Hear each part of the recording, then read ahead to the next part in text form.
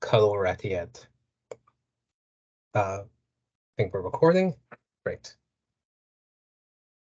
So with the upcoming streams, both of you will be assigned individual clinics to attend design sessions to help with cutover. And it's a little confusing to understand what are we actually required to do during a design session? How many meetings do you have to attend? Because you're going to get flooded with a ton of meeting invites. So hopefully this is meant to clear up what each meeting is actually for, how you should prioritize them if there are conflicts, what's actually required out of us from these meetings. Because if you have attended some design meetings, you may have noticed that they are more than 50% focused on clinical workflows, stuff that doesn't actually affect Reg and Sketch. Still important for us to attend in case something impacts registration or scheduling, but when you're new, it's a little hard to understand why we're present for what seems like a very clinical focused meeting. All right, first off, when you are assigned clinics within a stream, the first thing you should do is find the individual Confluence page for every one of your clinics. I'm using trauma services for my examples for everything today, but this is just one of many. Every single clinic has one of these pages.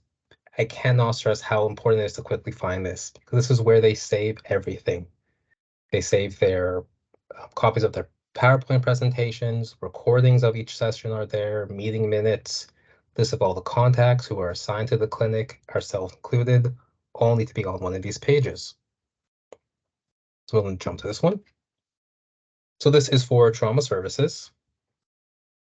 Each clinic also has a master JIRA ticket, which is listed here. Design resources, meaning who is assigned to each clinic, is also here on the right. Now, this is one of B's clinics, so you can see that we are listed as Site Clerical Informatics. If you are newly assigned to a clinic or you're taking it over from somebody, you just have to click on the Edit button here, and you can add yourself into the table. If it's the start of a design session, very important that you do this right away, because this list is what the informatics team uses when they're sending out meeting invites. So if you do not add yourself quickly to this list, or if you're taking over a clinic for someone else, and design has already begun, make sure you contact one of the owning team managers on this list. Say, hi, I'm now assigned to so-and-so clinic. Please forward me any meeting invites. Very important that you're not missing any meetings, or at least the invites for them. So if you don't get added to this list right away, that is often the pain point. Scrolling down, there's a checklist of what happens during the design cycle. So we'll be going over this ourselves in a bit more detail, but you can largely group it up into 3 stages: pre-design, actual design, and build, and then go live support. So this checklist, they will note which steps have been done, and they also note who's responsible for each. We'll go through each of these, so I won't focus too much on them. You are going to note that some clinics are much better about filling out this checklist than others. I often see clinics only fill this out up to a point and then just stop. So it's not always a source of truth, but it does help you understand what generally is going to happen next. The weeks are timed from go live, usually. So X number of weeks from go live or from cutover. This week's column is supplied in a template. Not everyone also edits these, so sometimes a week is also incorrect. But the order of what happens is solid. When they do have sessions, you will see the name of each session. There's going to be a ticket attached to each session that starts with the letter CEC, copy of the PowerPoint, meeting minutes, and the recording, which is on YouTube. If you ever miss a session, you can always find it here. In my experience, every team is very good about uploading their videos onto these clinic pages. PowerPoints and other documents, if they're not directly beside the session videos, scroll all the way down. There is a section called All Documents where you can find everything as well. So PowerPoints, things like clinic keys, copies of the workbooks, all that will eventually get populated into this section. Other parts at the bottom, forms, we don't really care about. Just it's actual forms that the clinic uses. So informatics team usually collects samples of all the forms, make sure that they can also offer them in CST. but not something that we're responsible for. Visio documents are Visio workflows. So if a clinic has a workflow that's usually non-enterprise, they like to chart it out in a Visio diagram. If it's a reg schedule workflow, we may be asked to create one of these and also post it here as well. But if there is a clinic-specific Visio diagram, it'll be posted here on this site in a separate section.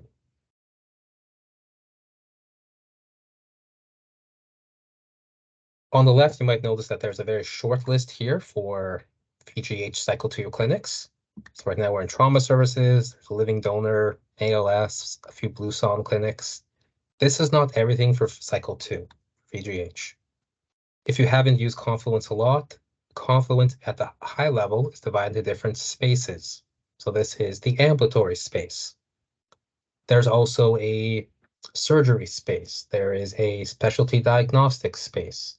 The clinics that fall under each clinical team will be in a separate section.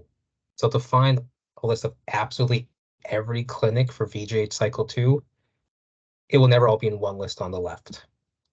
When you're first looking for these pages for yourself, strongest recommendation is just search for it. So if we're saying what, CW, it's going to be cardiology. I think it was called Heart Center.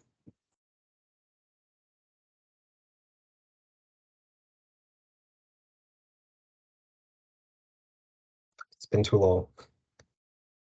There it is. So usually you can tell it's the right page because this icon, the blue one with the lines, indicates a page with the right name. So when in doubt, search, make sure you find the right page. Each page should be formatted similar to this. So far, so good?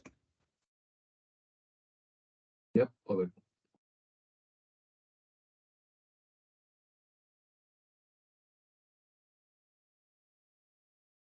So for each clinic, there are multiple teams involved.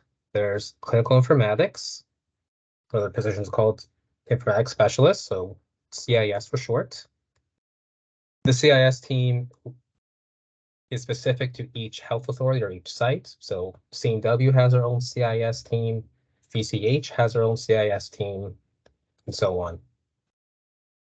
The CISs lead most of these design sessions. They also deal with a lot of the scheduling, which is great. So it's not all on our plate.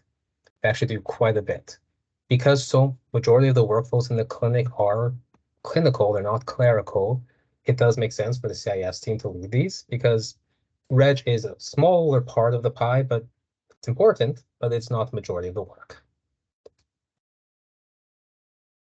So they lead session, they own anything that's clinical during the workflow. And when we talk about cutover, they also own the clinical half of the cutover strategy. BAs from both our team and Rosalind's team, the CST registration team, attend each session as subject matter experts, or SMEs. We're there to provide insight, note when something goes wrong, make sure everything matches established rules and guidelines, and also to confirm some elements that we need to pass along to the build team. RFCQ BAs are also responsible for the clerical part of the cutover strategy. And we'll talk about cutover at the end today. Design sessions also will include a number of SMEs. These are staff from the clinic. These could be clerks, these could be doctors or nurses, these could be supervisors. Anyone who can speak to the current state workflow and give feedback on the proposed new workflows or new additions in CST Cerner. We are relying on these SMEs to confirm that, yes, this new workflow that we're suggesting makes sense for their clinic. We need them to sign off on it. So for every clinic, they go through the same stages. There's pre-design, which we are largely not involved in. Pre-design is where the informatics team collects information about the current state of the clinic, usually by a questionnaire that they give the clinic weeks to fill out.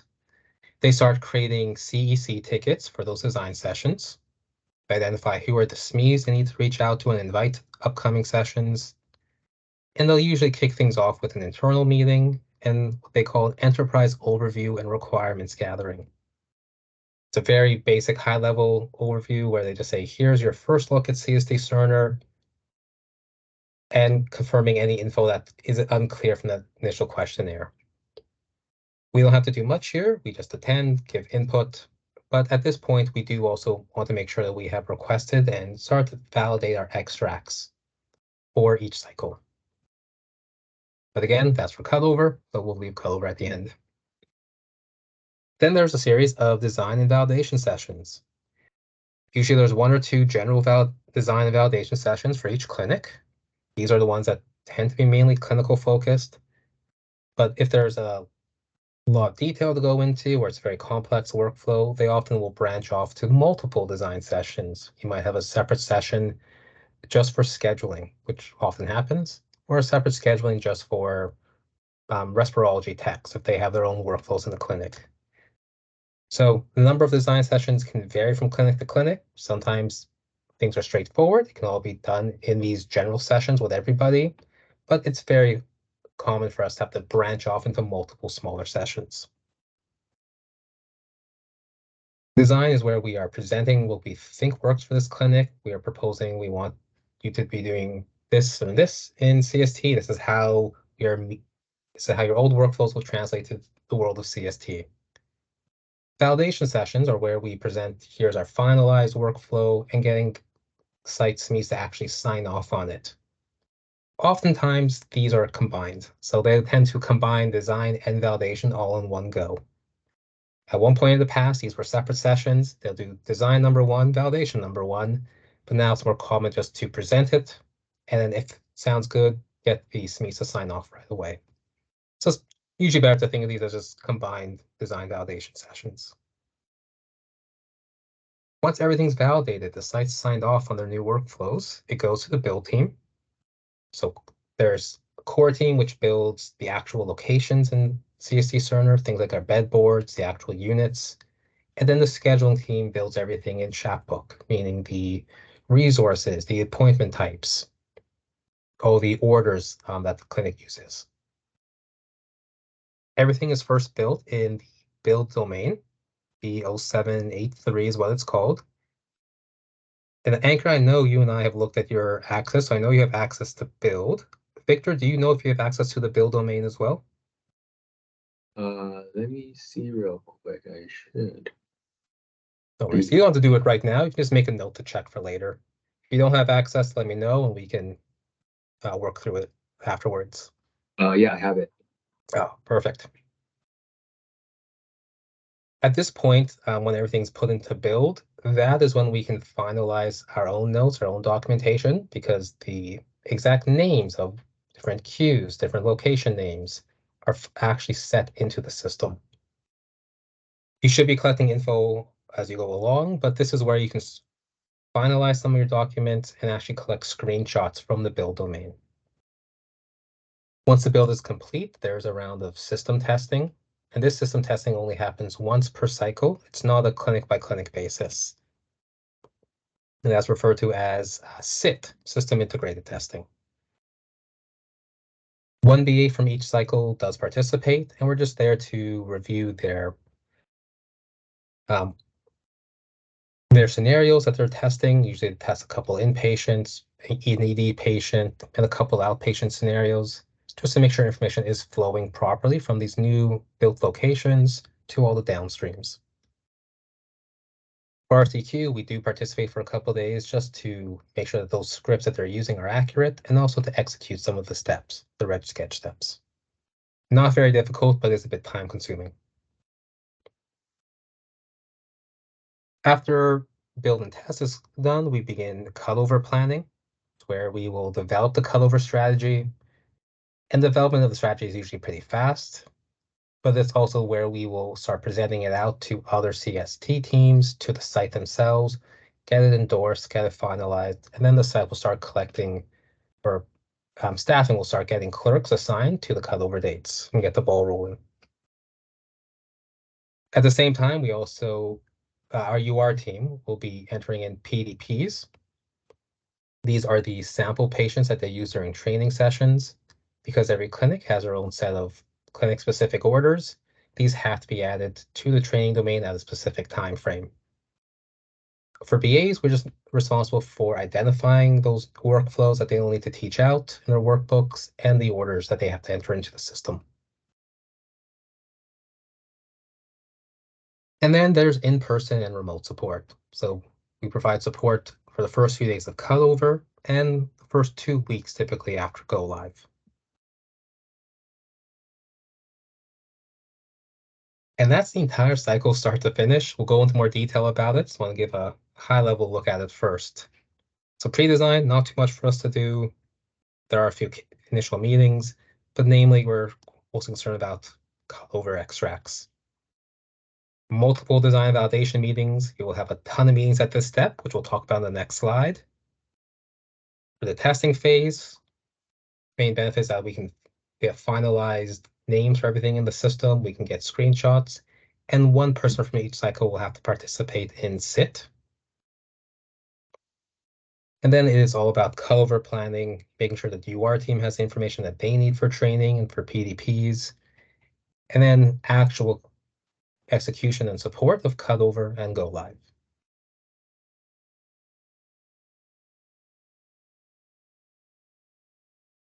All right. Meetings for each clinic, and there are a lot. So you'll often hear us talk in BA meetings about how there's so many conflicting meetings that you might be double or sometimes even triple booked. That's because for every single clinic, you will get multiple invites. In the beginning of their pre-design phase, each clinic will do an internal kickoff meeting. This is just with the CIS team and the BA teams. And then after that, they will do a weekly touch-base meeting every single week. That weekly touch base usually slows down to bi-weekly when you're at near the end of the cycle, but these are often weekly for several months. Then there are the sessions with the SMEs. So these are the design validation sessions, our enterprise overview and requirements gathering, and any specific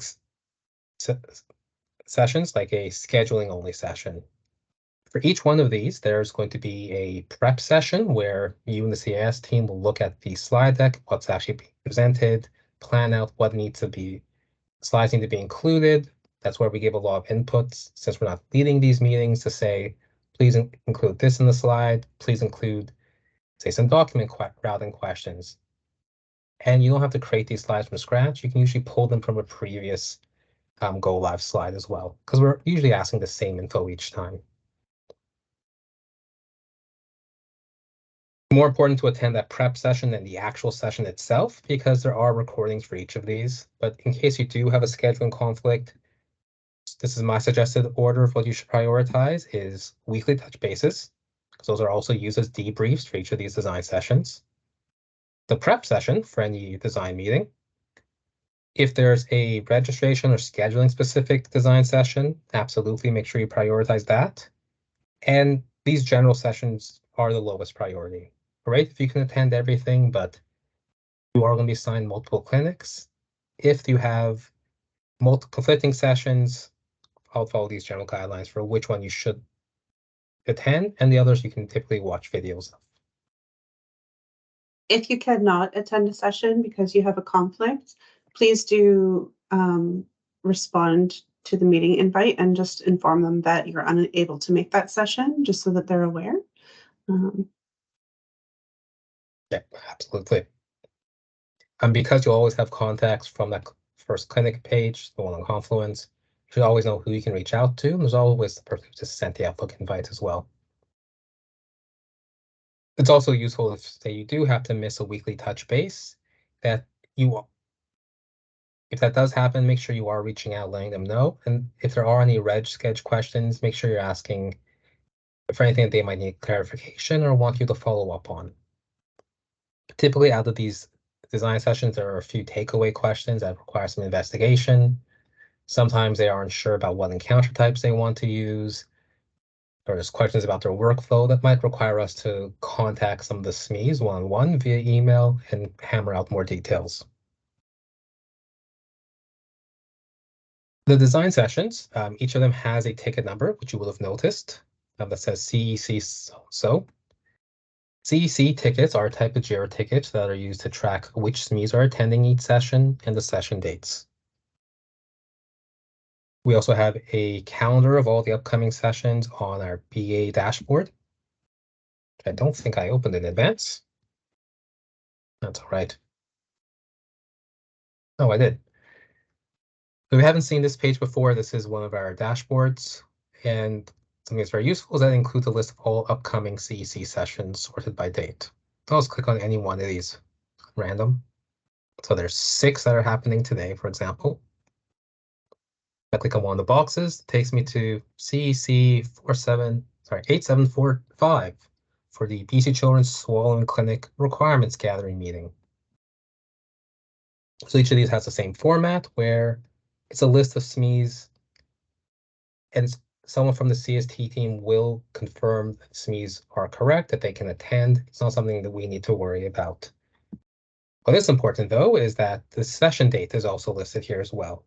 So make sure that you're not missing any of these sessions, or at least not missing the invites for them.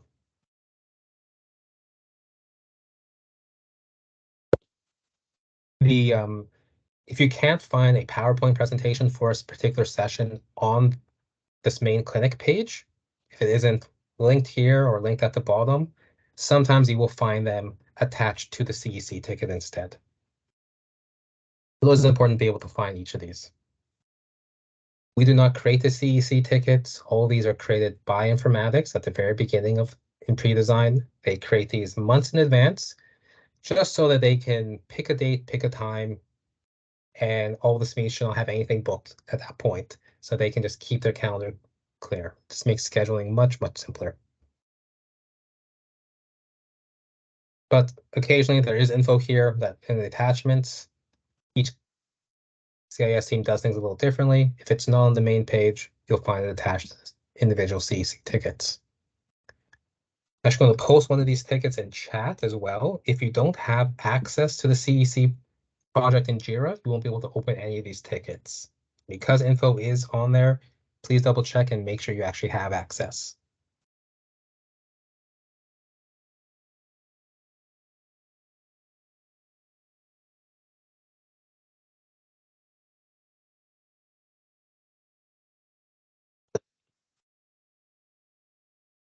So during these design sessions, what are we responsible for as BAs? Much of the discussion in general design session is going to be clinical focused. I do recommend listening in, even on the parts that don't seem like they affect Reg Sketch, because it's good, especially as new BAs, to at least get a high level understanding of what's being done in the clinic by different roles. However, the only parts that we actually are responsible for are the parts that impact registration and scheduling.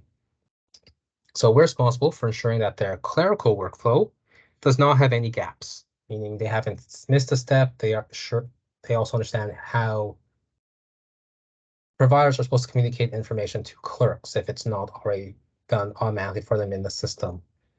You have to think about if they're saying this is step 1, this is step 2, how well does that information flow from one person to another? Also make sure that whatever they're proposing meets established business rules and guidelines, doesn't create issues for downstream systems. And our simplest way to avoid this is just try to encourage them to use enterprise design as much as possible.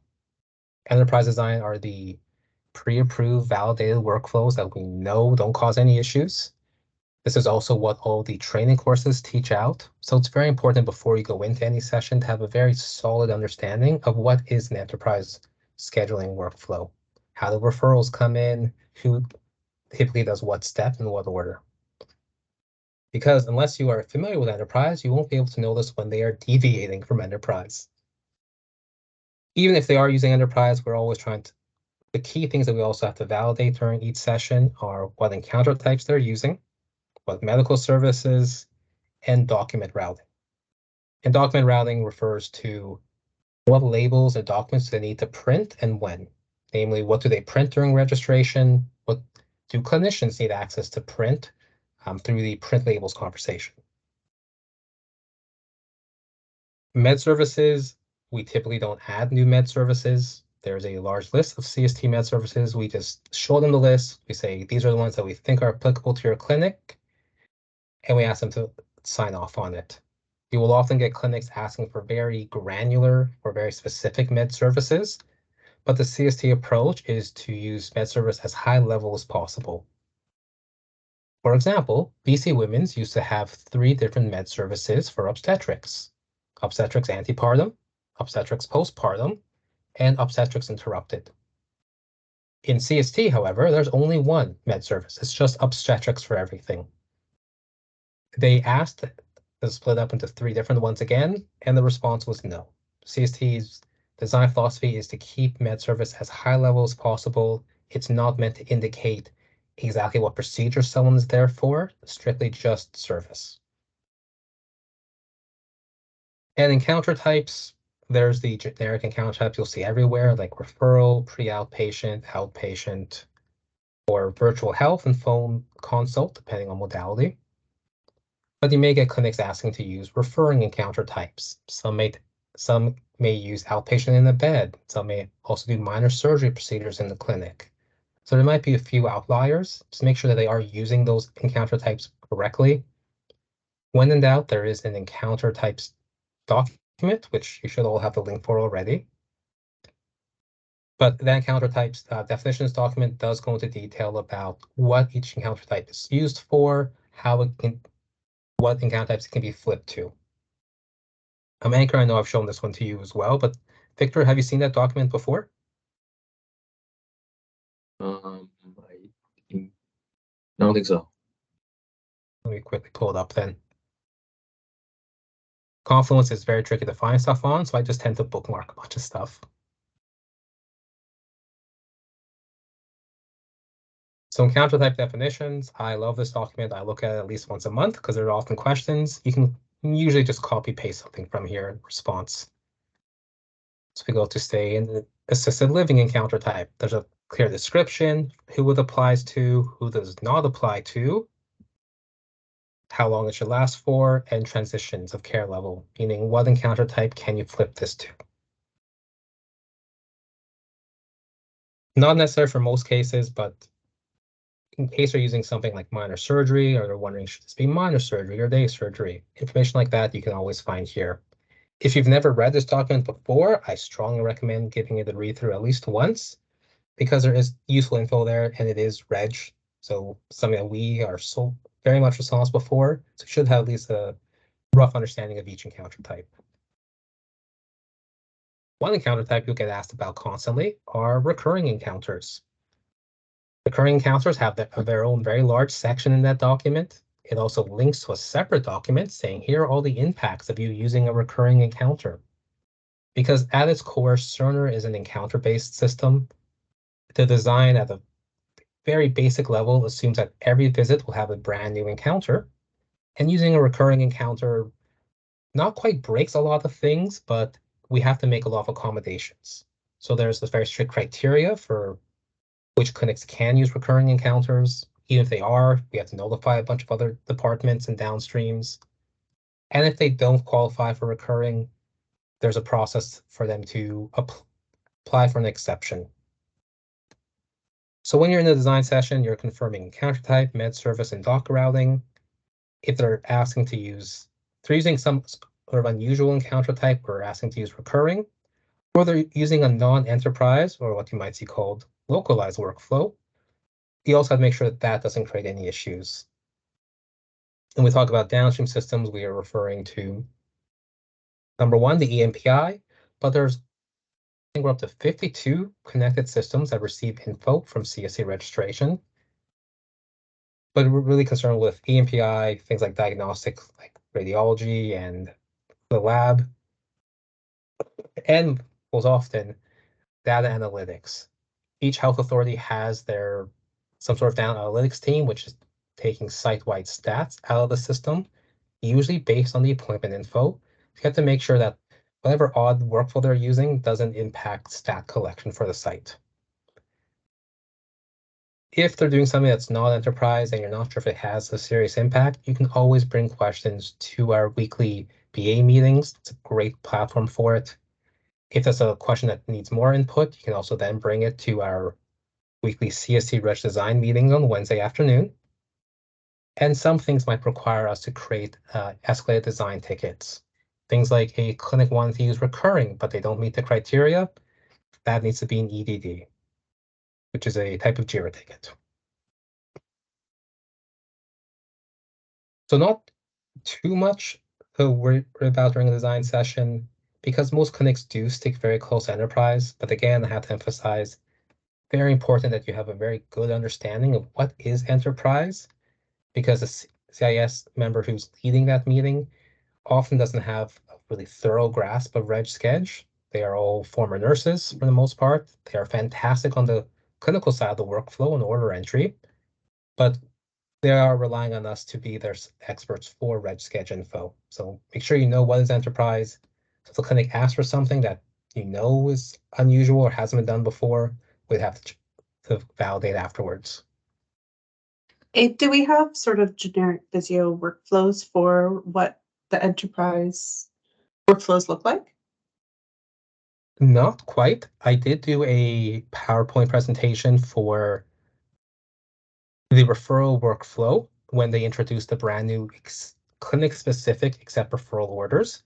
I did copy 3 or 4 of those slides into this presentation, so I will go through them today as well. Okay, great. Thank you. No worries.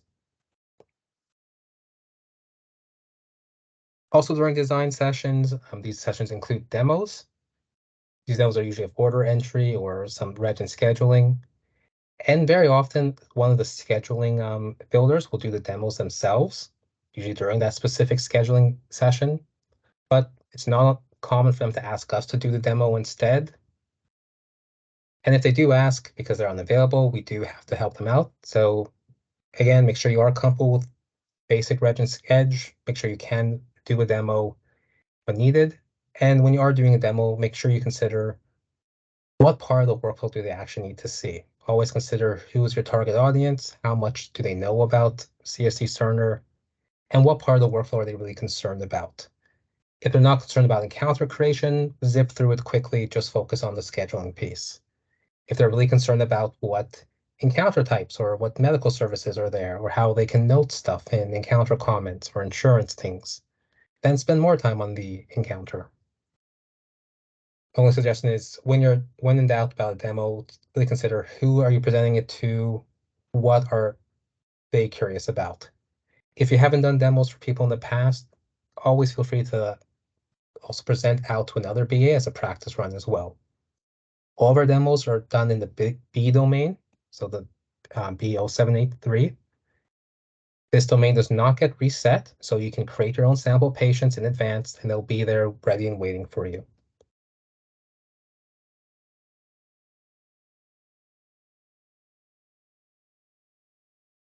When you're doing a design session, because we're asking you to keep track of a lot of info, we also need to record a lot of information to a clinical key at the end.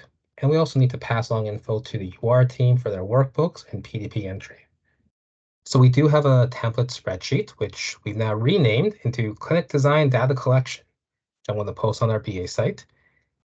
And the idea is for you to keep a copy of one of these for each of your clinics and fill out information as you go along in each session. So this is what that form actually looks like. Just coordinate with your clinic, link to the Confluence page, link to the Master JIRA ticket, which you can find there, and general information, like the number of clerks that work at that clinic, which is useful to know afterwards. What are they using in current state? What is their legacy Reg and Sketch program? This could be the same program, it could be different.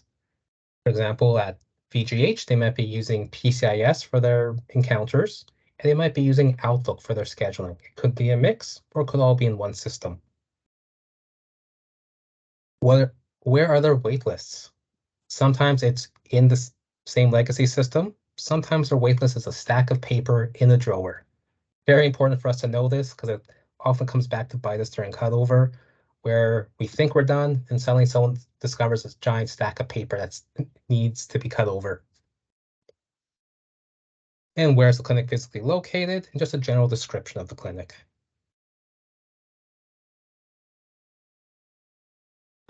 More general info is, are they using a clinic flag? Yes or no? If yes, what's the name? And these are just simple yes/no questions. in CST, will they be entering preferred pharmacy information? Will they be using automated appointment reminders? Will they use single document scanning?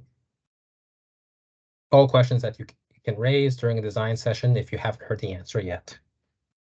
The CISs are usually very good about asking these as part of their presentations because these are common questions. But if you realize that this still hasn't been asked or you don't know the answer to it, check with the CIS, check recordings. If it hasn't been asked yet to the site, it's something that should be asked in the next design validation session. The CST facility and location, their default referral status, is it always ready for triage? Is it something else? For work queue monitor, what's their fax number, their queue name, which position has access to that queue and work queue monitor? Because which queues you can see depends solely on your position. And what document types? Is it just referral package or are they expecting something else? For Chatbook, what's the name of their bookshelf, appointment location, and names of their future request lists. So it's usually a future request list, a wait list, and they might be using something else as well. I'll make sure that we're capturing every list that they might be using in this clinic. And for document routing, we need to know what do they want to print out during encounter creation, and what do they want to print out by default in print labels. We do have a default set. I believe for encounter creation, it is one armband, one face sheet. Print labels, default is, I think, 4 specimen labels, 4 non-blood specimen labels, and a patient form label. But when you're asking the clinic, our approach has always been, tell them what the default is, and you can just take that from a previous presentation. And ask them, does that default sound good to them? If yes, great. If not, you might have to tweak it. Anything that's not included in this default, they can always print manually through a documents button in PM Office. Just that process is usually very time consuming. So they often like to have more things as in default than less. Workflows. This looks deceptively small, but it's going to be very time consuming to fill out. So quick checklist of what workflows are they using? Are they using internal/external referrals without triage? With triage, yes or no? Are there diagnostic tests that need to be booked as separate appointments? Do they do follow-up appointments? Do they do any other type of appointment that we haven't listed here? And just give a quick, so enter yes or no for each and a quick summary. And then for each of these, there is a flow chart that we need you to fill out. So this is a generic template. This is the same thing that you're going to copy and paste into a clinic key document that gets handed to the clerks afterwards. That clinic key is saved as a Word document, so it's much easier to also edit this in Word. So anything that's highlighted red, make sure you are replacing with the correct clinic values. These are a very generic workflow. Make sure you are reviewing each step, making sure that it actually matches what's done at your clinic. For example, there are some areas that do diagnostic tests for every accepted referral. So you may have to add in additional steps, remove steps that are necessary. There's one workflow for internal referral with triage, external referral, internal no triage, external no triage. There's a brand new workflow that's not on here.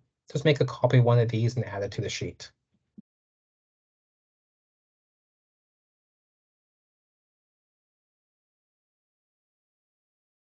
And finally, this is a very large grid where there's a lot of other elements to capture, like orders, appointment types, encounter types, med services.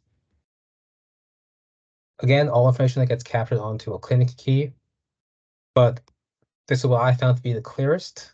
So we'll love feedback on this after you start using it for a while. But essentially for every order that we enter in order to scheduling, referral to outpatient, whatever the actual clinic name is, this order will create a request on a certain request list. We want the name of that request list. If that was for a appointment type, let's say what appointment types attached to that order, what appointment resources it gets booked under, what the encounter type is, what the med service is, and a description of when they would use it. So referral to, it would land on some type of request list, just don't know the name of this one. We wouldn't book it as an appointment yet. There will be no scheduled appointment resources. So those are NA for now. It would have a med service. And then if it did get accepted, they'll place the accept referral order. That again lands on a request list. It would have an appointment type. It will be booked under different resources. It would have a be booked as pre-outpatient and would also list what med services would use. If some of these will get flipped to something odd, you can also make a note of it here in comments. So I pull up a sample clinic key. Again, we're staying with VGH trauma. Clinic key is a document that is saved on the Confluence page for every single clinic. This is what gets handed to the site as a cheat sheet. And a lot of the information that we are capturing also gets entered into here. So once you get confirmed information after build, you can very quickly fill this out by looking at the spreadsheet. Some of this is clinical information that we're not responsible for, so this is shared between us and CISs. But things like the clerk position name, work queue monitor info. We don't care about narcotics printer or requisition printing type. We just care about single doc scanning, things that are on our cheat sheet. There's always going to be a list of these generic encounter types they don't need to worry about. It also lists what med services they're using. There might be multiple. If they are using a clinic flag, it'll be the name of it will be here. Chat book, bookshelf, appointment location, are they using AAR, automated reminders, things like that. And this one has a smaller version of that appointment/order table. So this is the order follow-up to clinic VGH trauma services. The appointment types that they would use will either be trauma new, trauma follow-up, wound care, etc. There are multiples that could be used for the same order. This order lands on this request list, and this will be the appointment location. So what we've done in this spreadsheet is actually expand this a bit to include not just appointment info, but encounter info as well. Just because there are some clinics where they use a mix of encounter types. There might be a clinic that uses minor surgery, and that minor surgery encounter is only used for certain orders. Does this part make sense? Because this is largely blank. I think it is clear when you see it filled out. But the idea is capture every order that's used that generates a scheduling request and note what appointment types the clerk should be using for each order, what encounter types match up with those.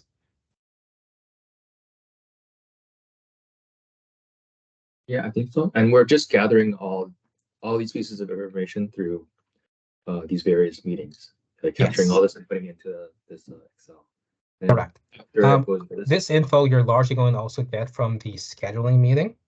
Yeah. Actually, let me pull up another sample. I think I actually have.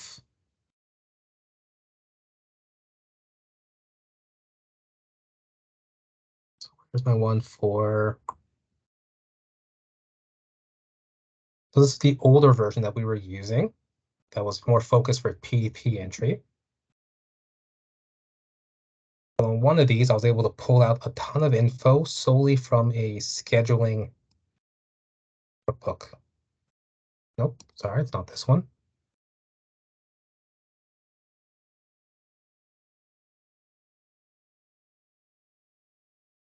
There it is, cardiac stat scheduling validation. So this is the PowerPoint presentation from a separate scheduling session. This session was hosted by the scheduling builder. She was confirming what info she's going to be building into the system. And these are fantastic meetings to attend because they go over absolutely everything. The bookshelf name, what books will be included in it. So you get different appointment types. And this one, I think they also have a list of every single appointment. Oh, I may have cut and pasted out of here, but these typically will list every single appointment, every single order to scheduling, which request list it will land on.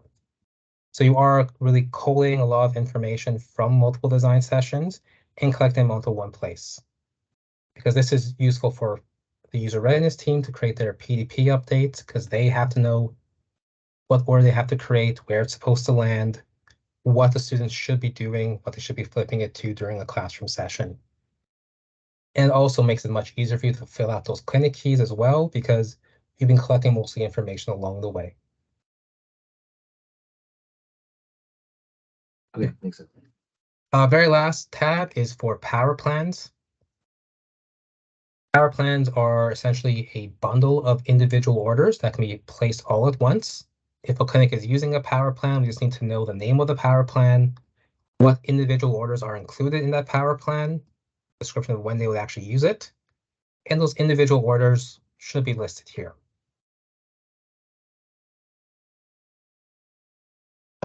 So this we're going to post on our BA document section.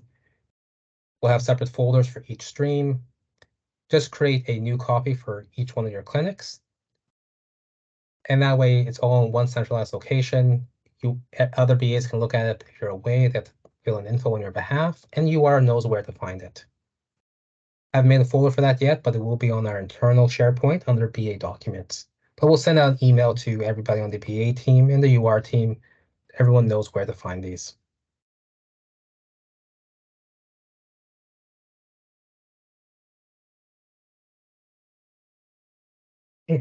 So for workflow diagrams, what you were asking about earlier, Sarah, you do not often see a clear workflow diagram in any of these sessions. They typically have something similar to this. This, I think, is one of the best examples because they actually clearly listed people by name, which is very, very rare.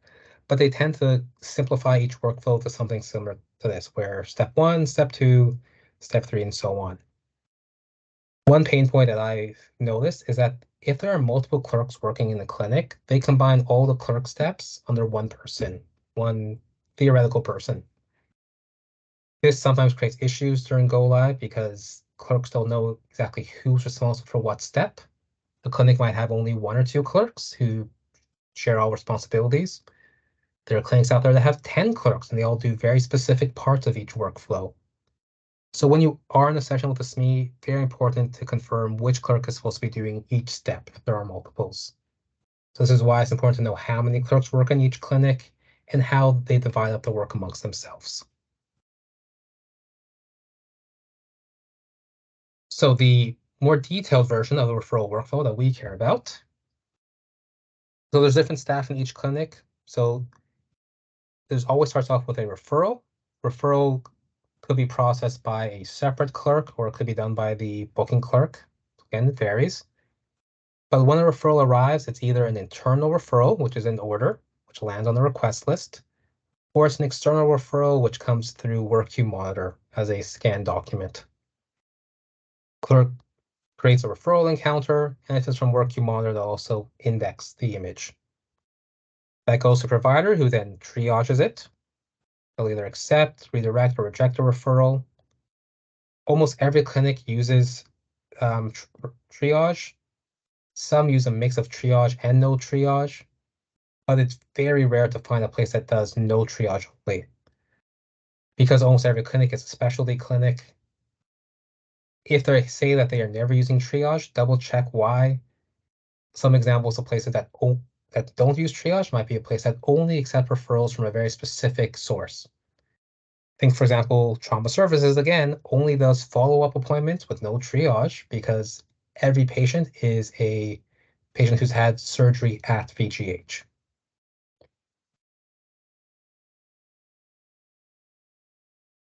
Some clinics also have private MOAs, which are separate from their booking clerks.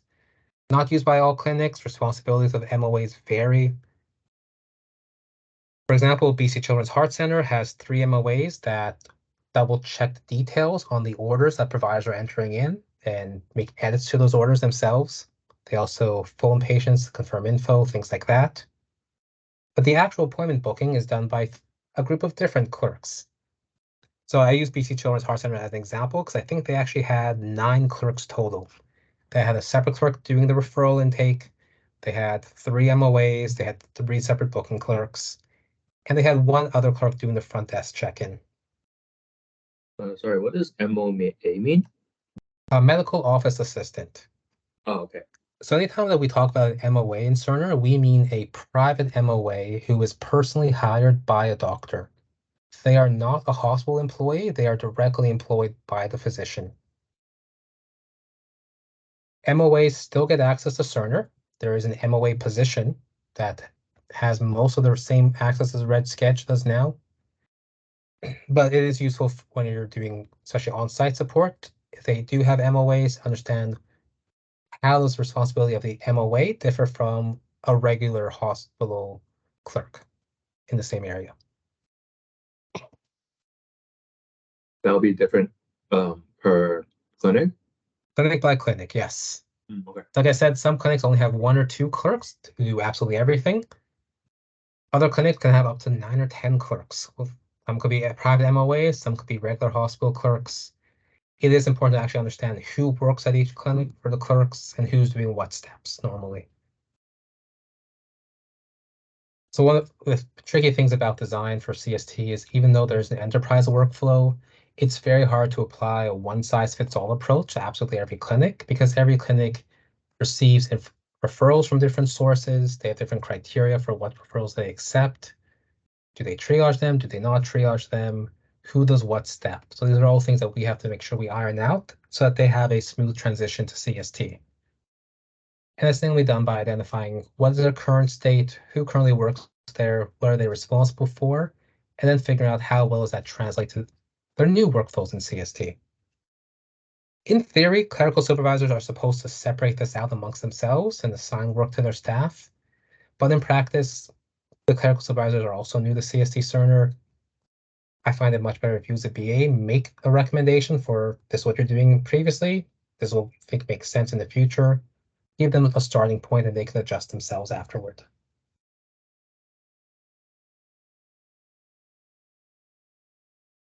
So referral comes in, we create a referral encounter. It gets triaged by a provider. It could be a doctor or a nurse. If it's an accepted referral, it gets booked usually by a clerk, could be done by an MOA. They have a scheduled appointment. And then when they arrive in person, usually a front desk clerk will check them in and flip the encounter from pre-outpatient to outpatient or virtual health or phone consult, depending on how they receive. So there are 2 types of referrals, external and internal.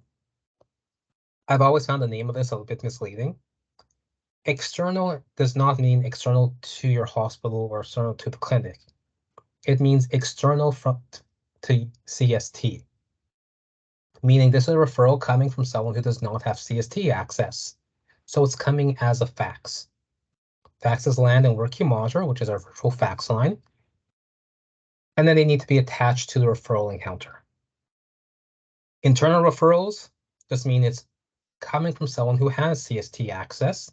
So instead of sending a fax, they are sending an order through CST. Internal referrals create a request on the future request list and are named referral to usually whatever the clinic name or service is called. For example, referral to outpatient cardiology.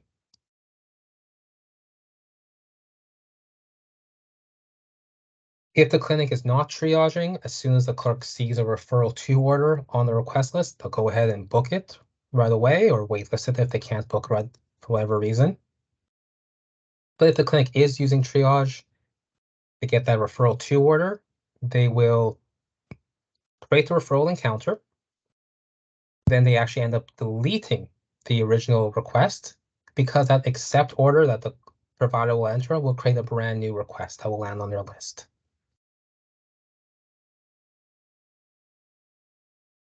So accept referral to orders were not originally part of Cerner. There used to be a generic accept order, but now we've moved to clinic-specific orders that create a brand new request when the provider hits accept. That means every clinic has their own specific order that points to a specific request list. So when they get the original referral, the referral to the clinic, clerks are actually supposed to cancel the original request because it's going to be replaced by the accept order request. For those of you who are working at C&W, which I think is just you, Victor, it's important to note that C&W has a mix of the old accept referral order and this new clinic-specific referral accept order. The clerical workflows for each are a little different. clerks really cannot mix up one or the other because this new workflow involves deleting an original request, which you don't do with the old workflow.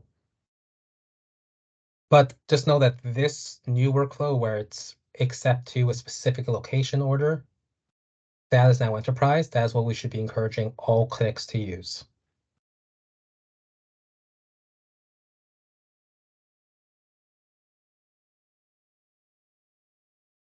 Diagnostic orders, you will see quite a bit. This is usually what creates some complexity in the clinic. Appointments that involve diagnostic tests typically require a separate order for each test.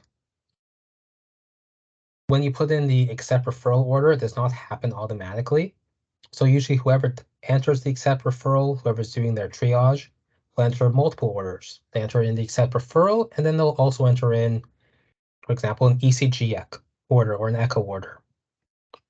So again, using my BC Children's Heart Clinic as the example, every new consult appointment, so the patient's first visit, includes both ECG and echo, which are two separate orders, which actually landed on two different future request lists. So clerks in that clinic had to check two different request lists, one for the accept referral and two others for the diagnostics. Also, why on this sheet, we do also note under the workflow checklist, are there separate diagnostic tests? Because these are usually bundled together with that accept referral, but they will appear as separate orders that need to be booked separately.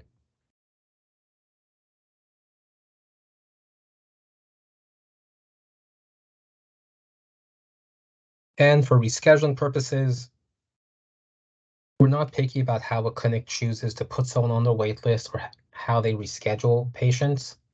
We really give them a lot of freedom in the enterprise design to really do whatever they prefer, whatever fits their needs best. The criteria for who gets waitlisted, how long they stay on the wait list, how many times they try to contact someone to reschedule an appointment before they drop them. These are all purely operational decisions, meaning it's up to the clinic to decide. The only thing that we can do is make sure they're aware of what their options are in the system for whatever method they choose to use. There is a waitlist request queue that everyone can always often chooses to use. Some clinics just put their rescheduling requests back onto the future request list. There actually is a specific reschedule request list, but I have not seen a single clinic use it. I think almost all of them just prefer to use a waitlist for future requests just to cut down the number of request lists that their staff have to look at.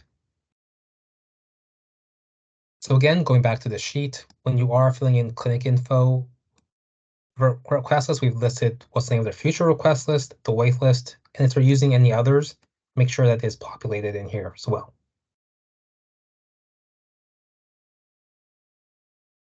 Yeah, then for workflows, there are some scheduling foundation videos. There's a Confluence page, but I just put direct links on these here. You will have seen both these already during your training. At this point, since you might have to do demos yourself, I really strongly recommend go into the build environment, get familiar with creating your own sample patients, with doing your own demos. Just pretend you are actually doing a demo for someone who hasn't seen scheduling before, because you do have to be able to present it out concisely and smoothly for people who are maybe seeing it for the very first time. But whenever possible, I strongly encourage hands-on practice. Right. And that's it for the design phase. After design, there is PDP entry and starting cutover planning. Since the UR team is responsible for PDP entry, the only thing you have to do at the end of design is just make sure that your clinic key is updated, your spreadsheet is up to date, so that the UR can look to both sources and pull all the information that they need. Cutover, we'll go over a little briefly. First off, are we all clear on what cutover is or what cutover actually entails? Moving specific data from the legacy system to the new system. Yep, exactly. So we can automate the copying of MRNs from one system to another, but encounters and appointments have to be copied over manually from old system to new system. And that's what we call cutover. So for each clinic, we are now responsible for developing a cutover strategy that outlines exactly where we pulling the information from our old system. How many encounters are there for us to, or appointments are there for us to copy over? How long will this process take? How many clerks do we need for how long? That is called the cutover strategy. So each clinic will use a template that looks very much like this, where we're listing location, what elements are in scope, expected volumes. So this is actually a very small clinic, only 10 appointments, 10 wait lists, only 10 things to scan. This one's actually tiny.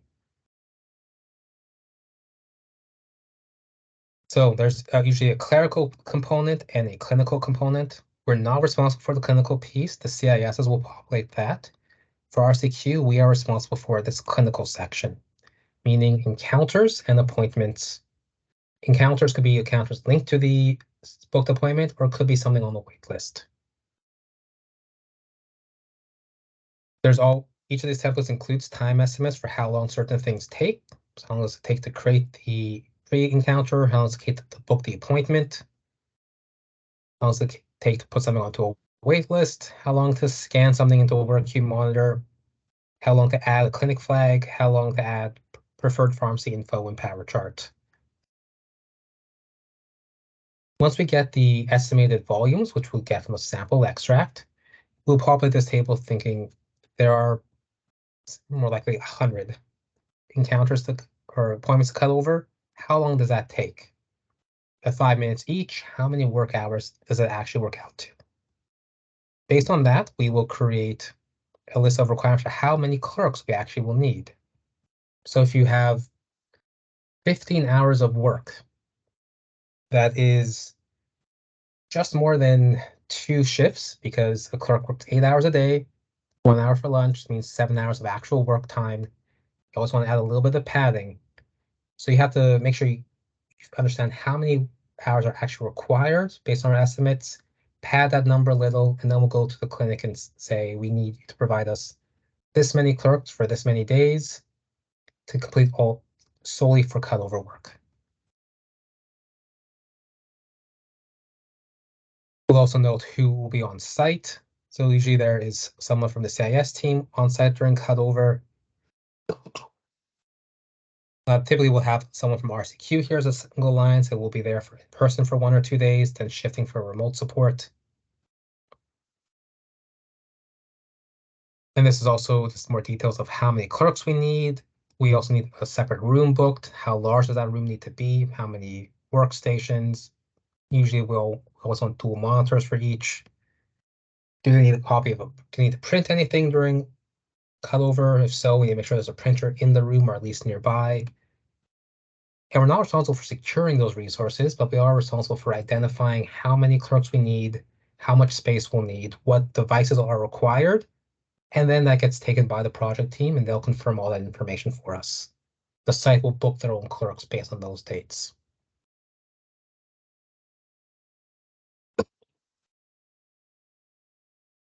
So when we're doing clinic cutover, first step is typical priority is always cut over all the confirmed appointments. So if their go live is January 1st, we'd cut over all the appointments in their old system past that date. If they use a clinic flag, we also add a clinic flag. Active caseload, I've seen in every single presentation. In every single one of my clinics, I tell them to take it out because they never use it. But just to speak to it, active caseload means if there are any patients who are known to the clinic that they want to add documentation to, but they don't have a booked appointment, they don't have a wait list, you can use a phone message encounter to add documentation to. This has never been the case though, so anytime you see this on the template, please call it out, please question when they'll actually use it. Next priority are referrals and referral packages, which is usually a lot of scanning. Referrals can also be their wait list as well.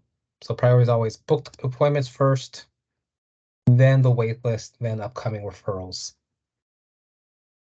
And they need to print or scan labels, preferred lab and pharmacy info, and then quality checks. when you are figuring out how many clerks you need for how many days, you always want to pad a number, not just in case someone gets sick or there's some technical issues, but also you need to leave some time for them to do a few QA checks, make sure that they haven't missed anything. It's also why it's very important to figure out what's they're currently using in current state, meaning what their old registration system, where is all their encounter info, where's all their appointment info, where are all their referrals, are they still stacks of paper? Have they been scanned into one system? Where can we pull out the info from? Cutover planning is probably a much longer separate meeting all by itself, but during the cutover stage, we're responsible for identifying these elements of a cutover strategy: volume, what steps, what will get cut over, what won't be. And really the biggest pain points are make sure nothing gets missed. So really clearly identifying what's the current state. And honestly, things on paper have been the biggest headache for us in Go Live, where we complete a cutover, we think we're done, but suddenly we find another stack of paper that no one ever accounted for. So it's very, when you are doing cutover the strategy planning, feel free to reach out. I've done a lot of these before. I'll be happy to help and review any cutover plans. But it's very important that we get as much info as possible. Make sure you understand their current workflow as thoroughly as you can, because a lot of stuff tends to be captured outside of system. These cutover strategies get presented internally to CST for just internal review. Once it passes internal review, it then gets presented out to the site. That's where they see this final ask for how many clerks we want. They then make sure to book those clerks. Access and provisioning ensures that those clerks have been trained in time for cutover, because the cutover will happen usually 5 to 6 weeks before the real go live begins. To make sure that they have access and they are ready to go on the first day of scheduled cutover. It's also some development of cutover materials like cutover cheat sheets, but you will see examples of those. And in your own clinic meetings, they will also discuss these. But that's typically just step by step for people doing cutover. This is how you read the information off of usually a spreadsheet extract from their old system. And this is how you translate, usually say CIS or legacy Cerner info into CST Cerner fields.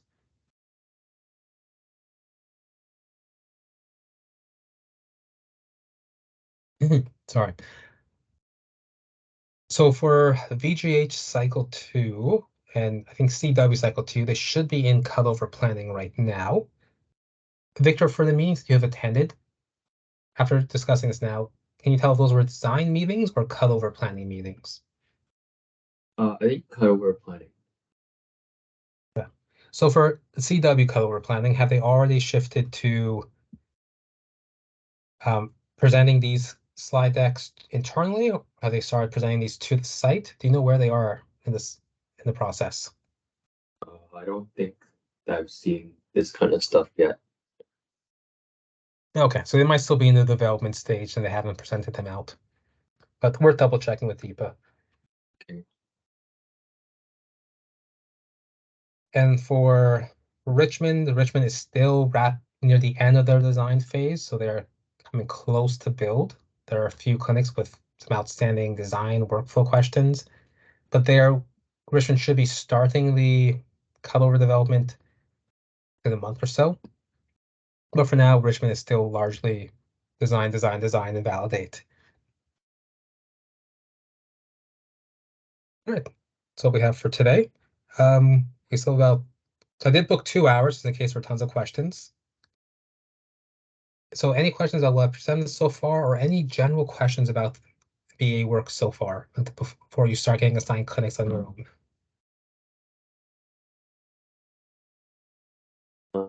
Not off the top of my head, just a lot of information to absorb.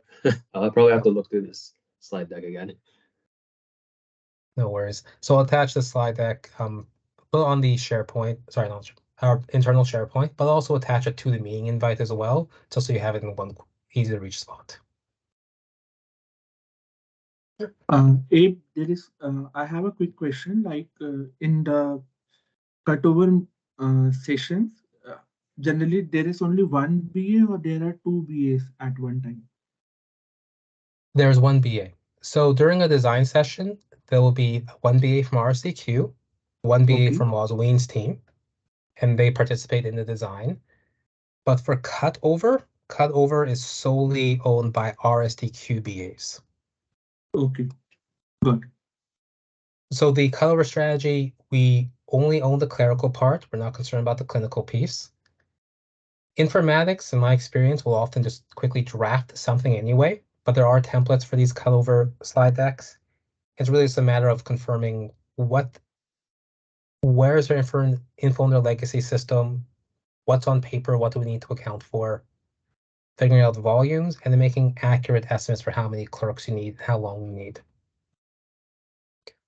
Always better to overestimate how much we need than less, because we don't want clerks to be too rushed. And you also have to account for, in case someone got sick, we don't want to throw things off. You also have to consider what they call delta management. If your cutover is taking a very long period of time, if you're getting an extract that says, here are all of the appointments in our system right now, but you take a month to do all your cutover, new things have been booked into the system since you started. So delta management just means managing changes over time. How are you also going to enter in new appointments or reschedule appointments that have been put into your legacy system after you started your cutover work? So I'll say for cutover, key things to consider: source of information, accurate resource estimates, and then how are you managing your delta. But delta management depends on a lot of factors, depends on how much changes tend to happen in a single day for your clinic, how long is your cutover taking. If it's taking a month, delta management will have to be very thorough. If your cutover is happening after only 1 or 2 days, you might do all your cutover just a day or two before go live, and you won't have to worry about delta management at all. It really does vary from site to site, from clinic to clinic. But like I said, for cutover, because there's a lot of variables for cutover, I will be reaching out to everybody to help review cutover strategies, make sure there's common pain points that are getting addressed, make sure we're all asking the key questions that we need to validate. So there is going to be a lot of support for cutover. So you're never at it alone. So even though, Anchor, you might be the only Reg BA there, you can always come to me or to team meetings with questions. Because whatever questions you have about cutover, I guarantee you someone else on the BA team also has.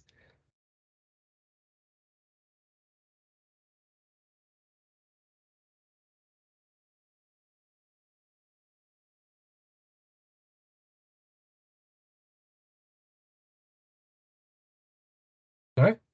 Not hearing anything else. If there are more questions come to you, please feel free just to email me afterwards. I was happy to answer. I might be in the meeting, but email's usually best, and I'll reply as soon as I can. Otherwise, Sarah, do you have anything you wanted to ask about as well? I'm good right now, Abe. Thank you so much for this. This is super helpful.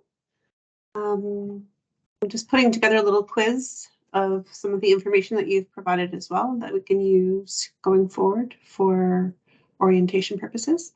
Thank you again so much for doing this. I think I can stop recording now.